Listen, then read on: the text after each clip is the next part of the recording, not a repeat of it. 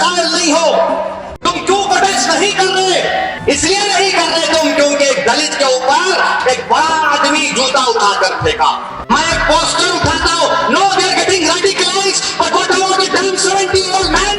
70 साल का बूढ़ा, उसको कौन रेडिकलाइज किया बोलो?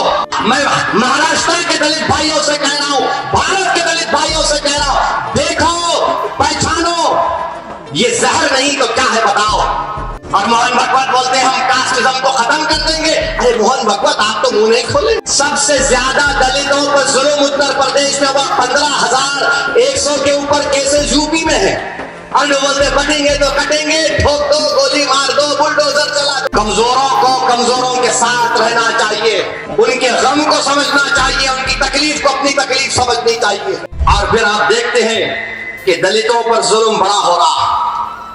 एनसीआरबी का डेटा है, सिर्फ नगर में, हजरत पुलिस को बोल रहा हूं फॉर योर इंफॉर्मेशन, 2023 में नगर में 203 केसेस दलितों के जो जुल्म हुआ उस पर। दलित महिलाओं पर जुल्म हुआ 38 केसेस, पॉक्सको के केसेस 13 केसेस, रेप हुए खवातीन का 44 केसेस। उत्तर प्रदेश जहां पे और एक बाबा है, गोली मारो बटेंगे तो कटेंगे। सबसे ज्यादा दलितों पर जुल्म उत्तर प्रदेश में हुआ, 15,100 के ऊपर केसेस यूपी में है, 15,000 केसेस। और बोलते बटेंगे तो कटेंगे, ठोक दो, गोली मार दो, बुलडोजर चला दो।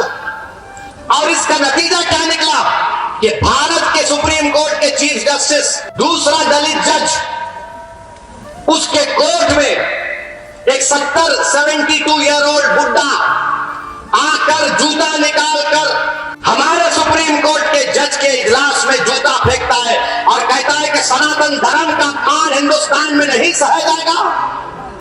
अरे उसका गवाही साहब, सुप्रीम कोर्ट के दूसरे दलित जज जूता उठाकर फेंकना, वो पूरी अदालत की तौहीन है।